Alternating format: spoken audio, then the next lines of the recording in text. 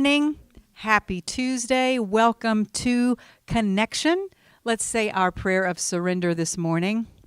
Spirit of truth, carry me where you will. Bring to me what you will. Take from me what you will. Awaken in me what you will. The Christ mind is around me. The Christ mind is in me. The Christ power flows through me. And the Christ mystery exists as me. I believe it, I perceive it, and now I receive it. I am surrendered. Amen. And so it is. All right, today is October 1st. Is that unbelievable to anybody else? So it's a brand new month, which means we have a brand new monthly theme in our devotional, which is no fear. And coincidentally, that is also the title of our devotion today. So let's read about it. Let's begin with our affirmation. I create everything in my life. So it says, I heard a story once of a woman talking about an experience she had while meditating. She was having quite an issue in her life with fear. So she decided she would try to talk to the fear as if it were a person while in meditation. She asked it, "Why are you here?" And the only answer she got was, "I'm here because you created me." And then she asked it, "Why are you trying to hurt me?" And its reply was, "I'm not trying to hurt you. I'm just trying to survive." So that was a profound discovery for her. Her fear was her own creation. It was her child, as it were. She had given birth to it, had brought it to life, and manifested it with her imagination. Once it was created, it did what all creations strive or try to do. It wanted to live. It wanted to survive. But in order to survive, it had to be fed. It had to be given fuel.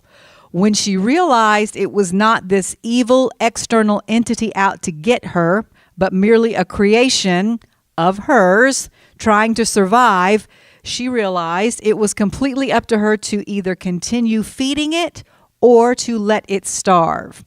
We know that we create with our thoughts, but what we might not realize that once created, we need to learn how to be good parents to our creations because we are responsible for them.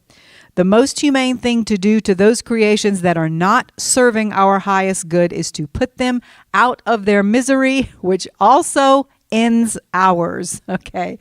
We have the power not only to create, but to recreate again and again. So, all right, let's say our prayer, and then I have one more thought I want to say about this. Our ending prayer is, Creative God, help me to realize that fear is something I can either create or destroy. Amen. So that's pretty interesting, isn't it? I never really thought about it that way before reading that woman's account. Fear is something we create with our minds. Now, we know that it has to be a mind creation because everything that is created from our heart is love. So what does the Bible even say? Perfect love casts out fear. So fear cannot be a creation of the heart. It comes from the mind. But as always, the good news is if we created it, then we can destroy it, or said a little nicer way as it was in the devotion, we can recreate it into something else. We don't really like to talk about destroying things. That's not a pretty topic to talk about, but it is part of life as well as creating things. Creation without destruction is only half the story. It's incomplete, just like light and darkness. There are so many examples of this. There's that famous verse in Ecclesiastes that says there's a time to be born, but there's also a time to die. There's a time to heal, but there's also a time to kill. There's a time to build up, but there's also a time to break down. So if we get away from Christianity for a moment, also there's a Hindu goddess, and I believe it's either Shiva or maybe Kali. I think it's Shiva, but she's always portrayed as either having 4 arms, 2 on one side and 2 on the other, or 8, 4 on one and 4 on the other. And one side of arms is for creation. It's the symbolism. And the other four, or two, on the other side are for destruction. So it's throughout all of our philosophies and religions of life that there are both sides to this coin, creation and destruction. Let's just go to nature itself. Plants, what do? They're planted, then they sprout up, they grow, they bloom, they flower, but then eventually they wither away, especially when the cold weather comes. And then even trees live for years and years and years, sometimes hundreds of years. But eventually that tree is going to die and it's going to fall over. And what happens? It decays. But what happens to the detritus that decaying process leaves? It becomes the rich, fertile soil for new trees and plants to grow in. So just like in The Lion King, it's the cycle of life. And I said all that to say, the destruction of things is a part of life, and it is well within our power to destroy things like fear that our mind has created if they are no longer, or if they never served us, or if they're not helping us reach our highest good. So let's learn to be good parents to our creations and nurture the positive ones and choke out, for lack of a better term, the negative ones. All right. So on that note, we'll shift gears a little bit and take a deep breath and say our connection affirmation together. I allow perfect health in my body, perfect peace in my mind, perfect unconditional love in my heart, and the perfect divine timing of spirit to guide my life in thought, word, and deed. Today's teaching was inspired by a short little clip that I saw on Instagram. There's a famous British actor. His name is Ian McKellen. He's kind of an elderly gentleman. And he was sitting and talking to two other British actors. And I know their faces, but I don't know their names. I recognize them, but I don't know their names. But he was talking about how he feels and what it's like coming home to Manchester, England, where he lives, where he was raised, whenever he's been away in some other place. And it was a really powerful little speech, and I'm going to read it for you now just like he said it. He says, when you arrive in Manchester, if you're lucky enough to be able to afford the train fare, and you come down the steps at Piccadilly, and if you're lucky enough to be able to afford a taxi, you get in the back of one, and the taxi driver, usually a man, but not always, says to you, "Where are you going, love?" And then he starts to cry. And it gets me even thinking about it. And he puts his hands up over his face before he continues, and he says, "And I feel I'm home, where grown men call strangers love." And so then the other two men there are nodding in agreement at this point, visibly touched by what he's saying because they can relate to it. That's apparently, we think that's just a little colloquialism of British people that they call everybody love, but that really obviously means something, especially to these people. And he ends with this: I think if we all did that, it would be a rather better place, wouldn't it? And when people have got problems with gender and which pronouns to use and so on, love covers everything, really. Just call everyone love. So that's my title today that I have stolen from Sir Ian McKellen. Just call everyone love. We've gotten so very far away from that. Even Christians and people who claim to follow other religions don't really make showing love to others a priority these days, or it seems that way. There's so much judgment and us against them and fighting and protest and violence, both literal physical violence and violence toward each other with the words we use. Certain parts, as we all know, of social media have become absolute cesspools where people verbally tear each other limb from limb.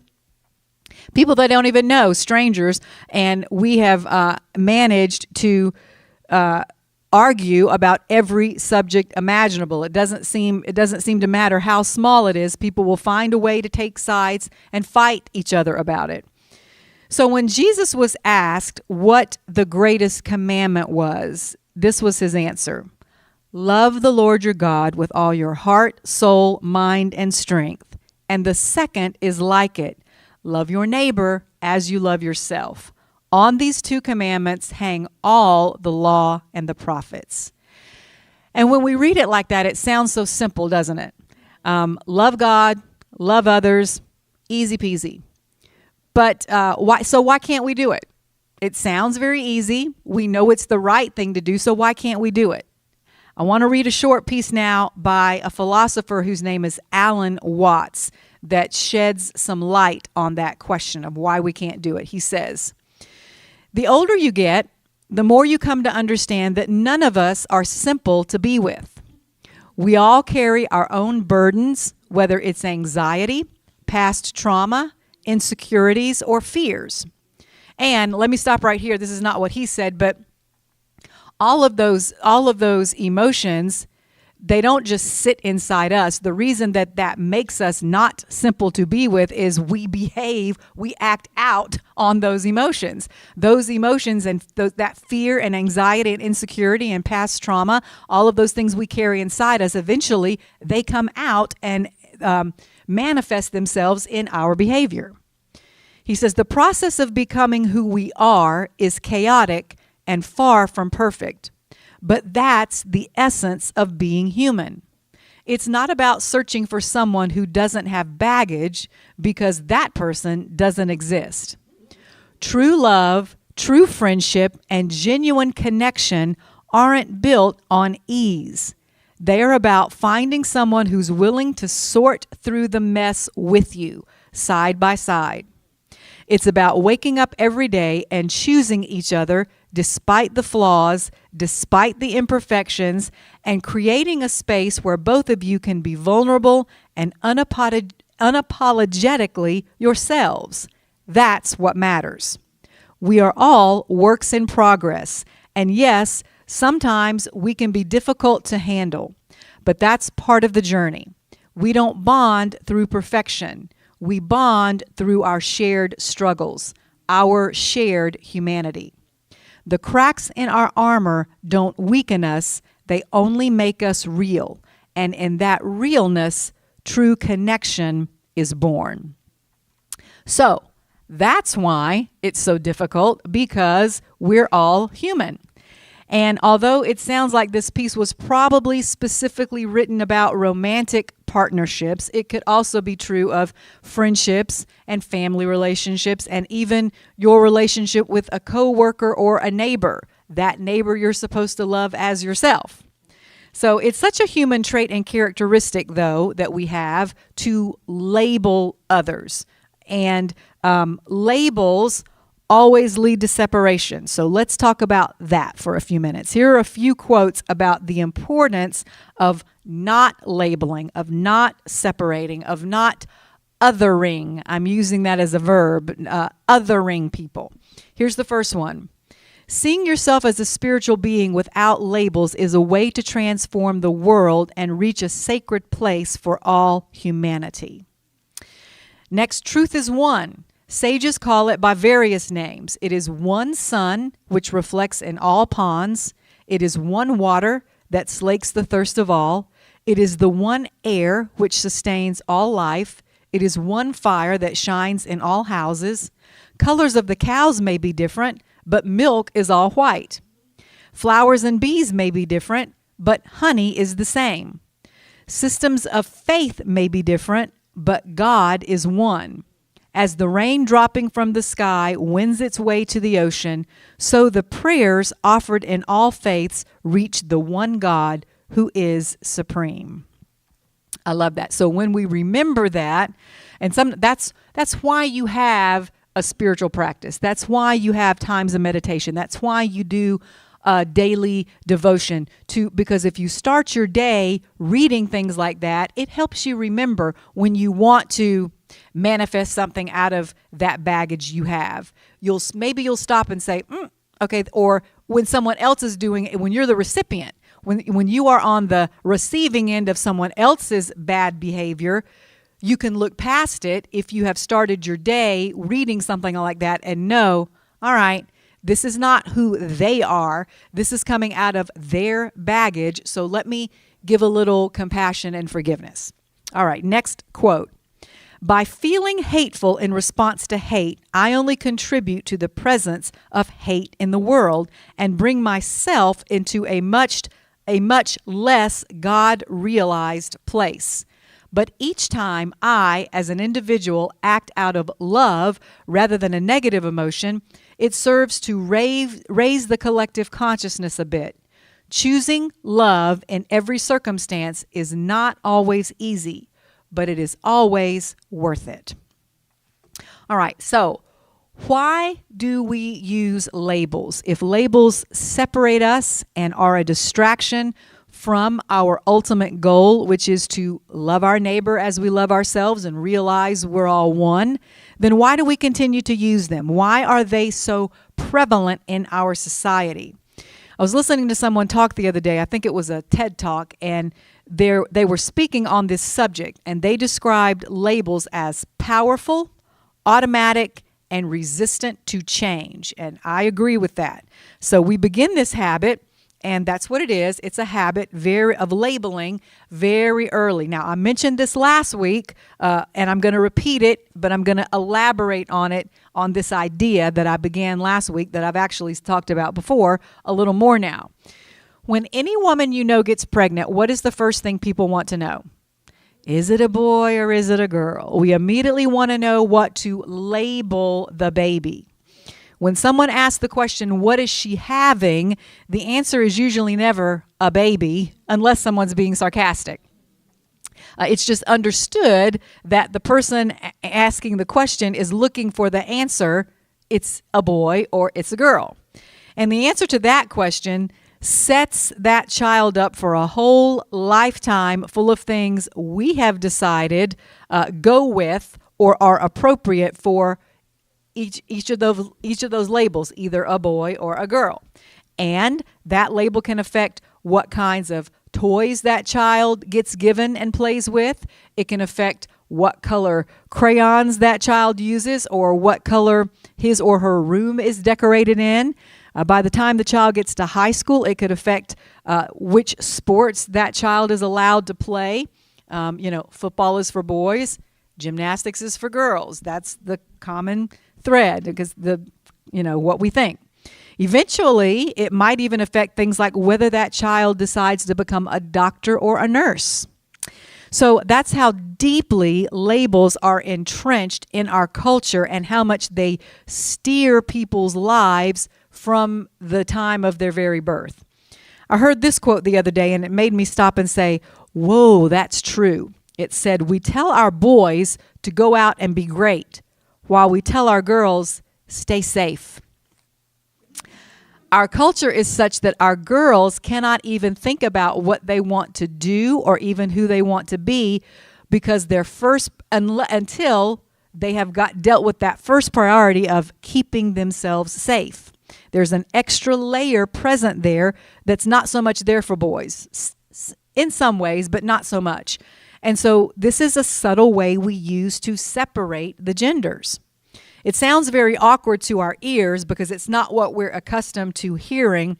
But the next time you come across a pregnant woman, instead of saying, what is she having or what are you having, why not ask instead, who are you having?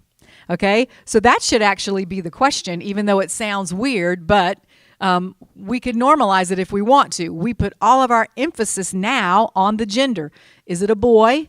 The implication being everything that goes along with being a boy, all the stereotypes, or is it a girl and everything that goes along with that label? We never think in terms of, will this baby be a great scientist or a talented artist or our next president or a gifted teacher, all of which could be either male or female. We don't even think in terms of, will this baby grow up in a loving environment? Okay? Will this baby grow up to be a kind person or a giving person or a balanced person? all of which are infinitely more important than what gender the baby is. But that's all we seem to care about. And it's like until we know that, until that question is answered, we don't know how to feel about the baby because we don't know which box to put it in. We don't know which column of gifts to choose from to get it a gift, okay? But until we know what the gender is, because we couldn't possibly give a doll and a pink ballerina skirt to a little boy. That would not be appropriate. People would look at you weird. And we couldn't possibly buy a pair of overalls and heavy work boots for a little girl. How embarrassed would you be if you showed up to a shower with that gift for a little girl? But why?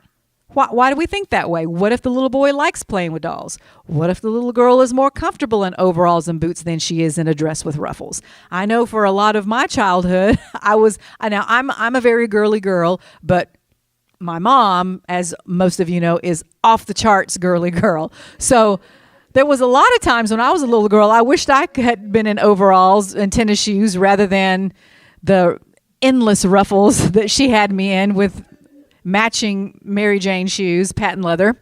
Okay, so the point is we begin making these decisions for children way before they ever get a chance to show us who they are or let us know what they are interested in. So labels exist because we don't want to take the time to get to know who people are on the inside first. Labels exist because we are not brave enough to relate to people just spirit to spirit, to just, going back to my beginning story, call everyone love and let it end at that. Labels exist because we love shortcuts. We are impatient. Labels are the easy way out. Labels mean we don't have to think. We don't have to put much thought into our gifts. It's easier just to buy pink toys and clothes for girls and blue toys and clothes for boys, which all equates to labels are lazy.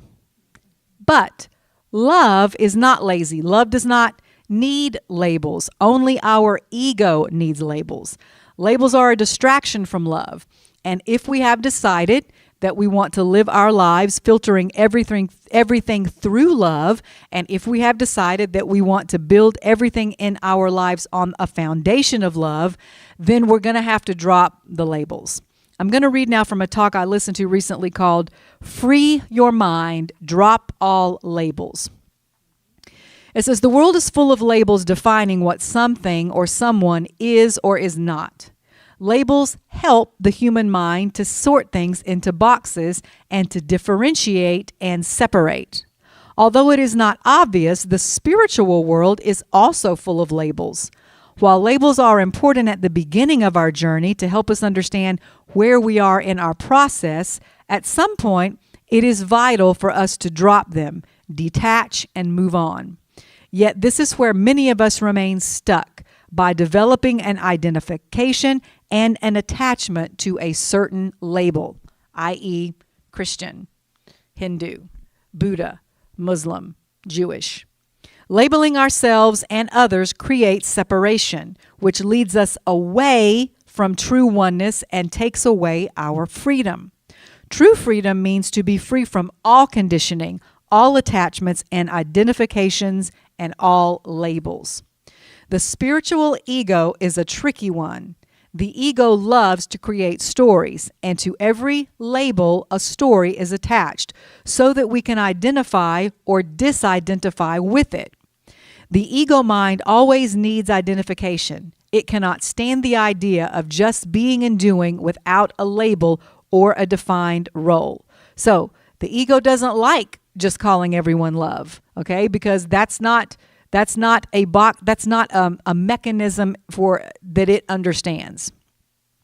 Okay, let's think about this for a minute. When you're watching kids play, what is one of the first things they want to do? If they're just playing to themselves, and being in the classroom with little children for many, many years, I have found this to be true.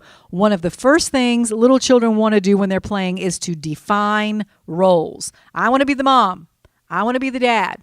I want to be the teacher. I want to be the child. Okay, I'm the so-and-so. Usually, each child wants to be whichever character has the most power and authority. So, what happens in school when the teacher leaves the classroom? Immediately, every hand goes up. Can I be in charge? Can I write names on the board? Okay. Children have a really hard time functioning without knowing what defined roles are. But what does that tell you? That's down here at a very immature level of life. If you've always got to know who's in charge, who can I punish, who has power over me, who do I have power over? Am I the mom or the dad? All right. So, unfortunately, that is the level of maturity many people stay on. They do not function well unless they have a label to identify themselves as well as you with. All right, let's continue. The ego loves to define what it is and what it is not, who is a part of our tribe and who is not. And that attitude is exactly what keeps us from being free. Attachment to labels and identification. In a free world, we would instead rely on our inner guidance. No labels are necessary when we trust what resonates with us without making ourselves dependent or developing an attachment. The authentic self operates out of purpose, not out of a need for recognition or a title. In other words, a label. The ego does not understand the concept of oneness and that we are all a part of the whole, that we all have our talents, gifts, and tasks that are serving the greater good. The ego does not understand that we are already whole. Instead, it keeps distracting us from our wholeness. Pure freedom is being free from the need to compare. Everything just is, okay? Remember we talked, I guess, I don't know how long ago it was, but I've taught before about the difference between being special and being unique. When you say you're special, that implies you want to be better or greater than other people. You love me more. I'm the special one. But being unique just means you're different. It removes the judgment from that. It's, I love you in this way, but I love you in this way. I don't love you more and you less. I just love you in different ways. So unique, rather than special, takes all of the judgment out of that. And so we could add for our purposes today, the ego, though, doesn't, everything just is, and everyone is just love. But you have to decide to see it that way. The ego distracts from the issues within oneself by focusing on the behavior of others. Wow. So how many times when somebody calls you out on something, your immediate defense, but you, or but so-and-so, rather than saying, did I do that? Let me think about it. And if I did, let me apologize and adjust that. No, that's because if you're operating out of your ego, that's not your first thought. Your first thought is, well, you did this to me first. Or, well, this person does this all the time and is worse than me. All right, so that's all ego-based. The ego commands, telling others what is right and what is wrong. The ego disidentifies and separates itself from the whole, while the authentic self sees itself as part of the whole. Okay, remember going back to that other teaching from the past, just like me. When you see any characteristic in someone, whether it's positive or negative, they're so-and-so, just like me. I've done that before, so let me give them the same compassion I would want somebody to give me. It shares its own experiences and wisdom without any expectation. It is not afraid to change its perspective when new learnings are integrated, as it is not attached to any rigid beliefs. To summarize, the ego preaches and creates a feeling of separation and of being incomplete, while the authentic self inspires, motivates, and creates the feeling of wholeness.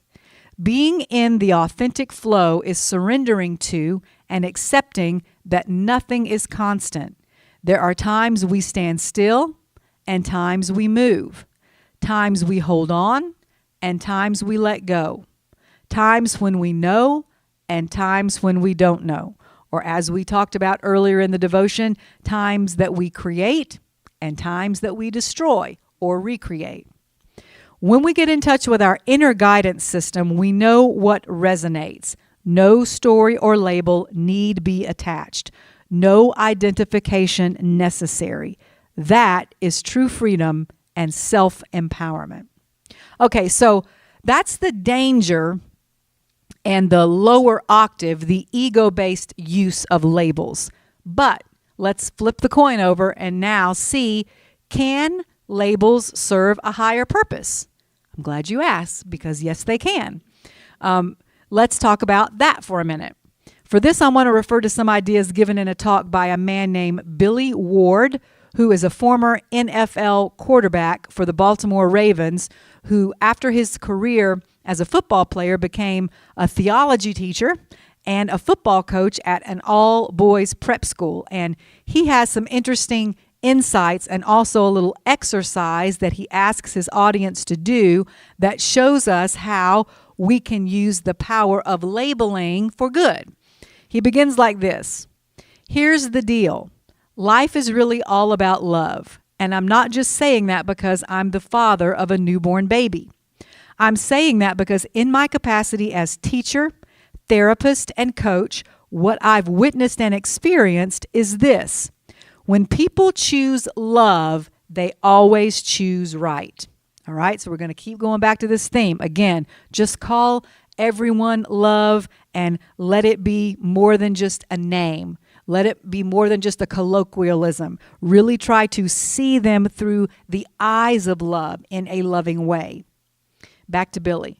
I was asked to speak today on the topic of illumination, and it made me think about the way the light inside of us can shine. And my favorite way is through our love, which is illuminated in our relationships. The most important relationship that we'll ever have is the one we have with ourselves. As simply as I can put it, we are here on earth to love and to be loved. And love is light. In a second, I'm going to ask you all to participate in an exercise where you'll close your eyes and consider 3 expressions of light that can return us to love. Now, I'm just going to read through these. You can close your eyes and participate as the people in his audience did, or you can just listen. But what I want you to get is that what he's doing here is essentially labeling people, but he's doing it in a positive rather than in a negative way. So he goes on. In a moment, I'll ask you to close your eyes and consider 3 items, and then associate each item with a person in your life. The first item I'd like you to picture is the sun. Picture the sun in the big blue sky. Feel the warmth of its rays, and think about how the sun continues to show up for you every day, sharing its light and energy unconditionally, even on a cold winter morning. Is there somebody in your life that reminds you of the sun? Somebody that loves you unconditionally? Picture that person now and feel their love. The next item I'd like you to picture is a lighthouse. See the light emanating from the top of the structure at the ocean's edge where the sea meets the land. And remember, its primary purpose is to help guide sailors home. Is there somebody in your life that helps guide you home to your authentic self, to the truth of who you are, to the person you're meant to be, to your life's path? Picture that person now and consider the direction they're encouraging you to head in. The last item I'd like you to picture is a disco ball. See the light bouncing off of it. Think of the energy in the room where you might find this unique object. Maybe you hear your favorite song playing. Is there somebody in your life that reminds you of a disco ball? Somebody who shows up with a fun-loving attitude and energy wherever they are and wherever they go. Picture that person now and consider how they encourage you to live in love. And so that's the end of the exercise. So you see, even labeling people can be used for good if you learn how to do it in its higher octave rather than in its lower one, just like we did in that exercise. So then he goes on, though, in his talk to tell a story about a student that he had whose name is Daniel. And he talks about Daniel by saying that Daniel actually became his teacher in a way because of the courage and tenacity and love for life he always exhibited. So this student was very small in stature. He was very light. He only weighed 103 pounds, and I think this was a prep school for high school boys. But he was very successful at wrestling, and he inspired everyone in the school, says this teacher, Billy Ward, both on the wrestling mat and off. So he tells the story of how tragically Daniel passed away during his junior year of high school from an aortic aneurysm. And he talks very poignantly about the last time he saw him. And I will close with those words in just a moment.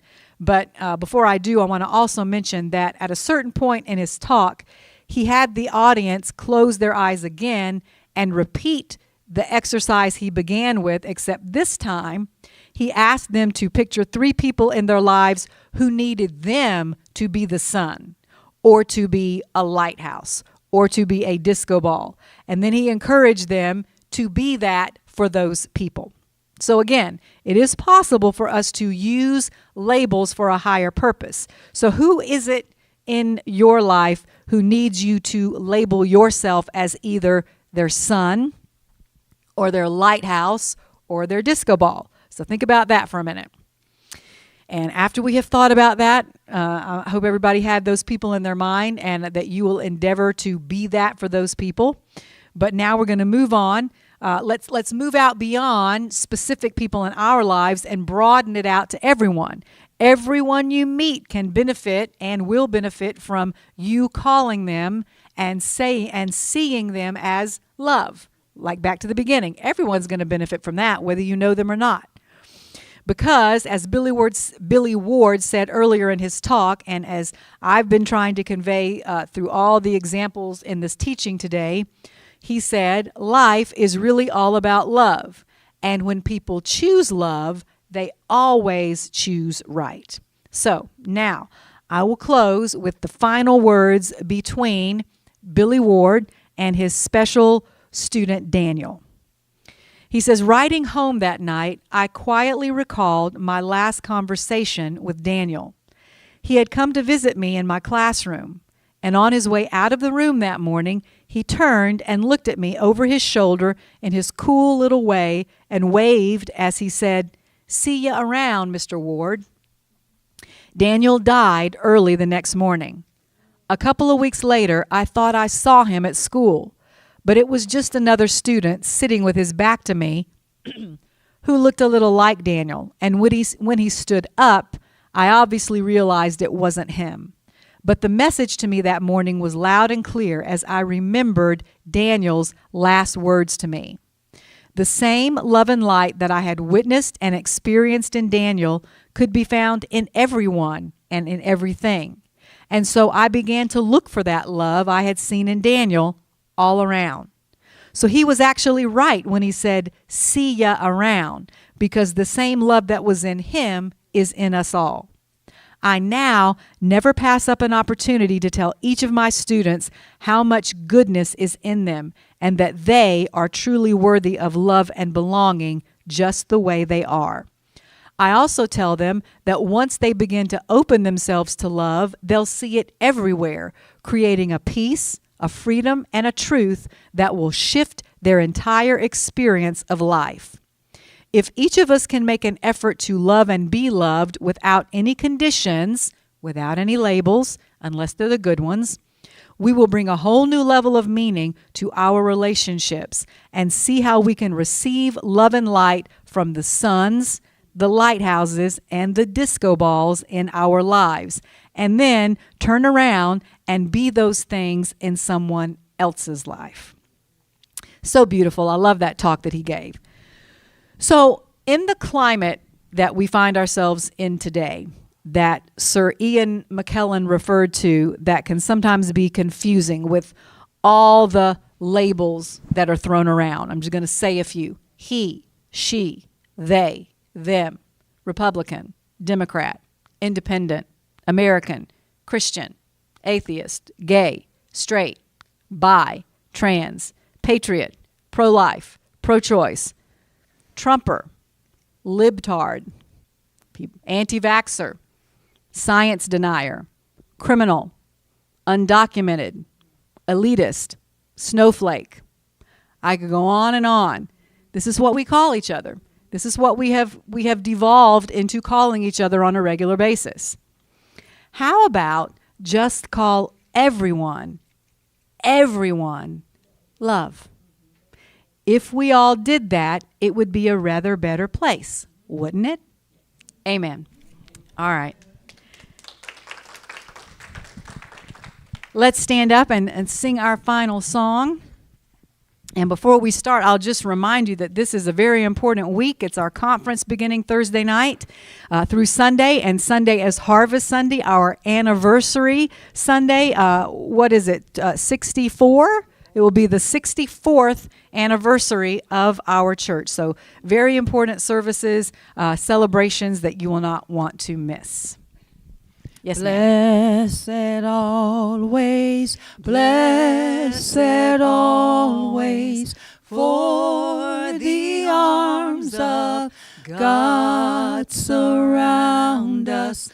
Let our joy be so triumphant that we rest in God and say Amen.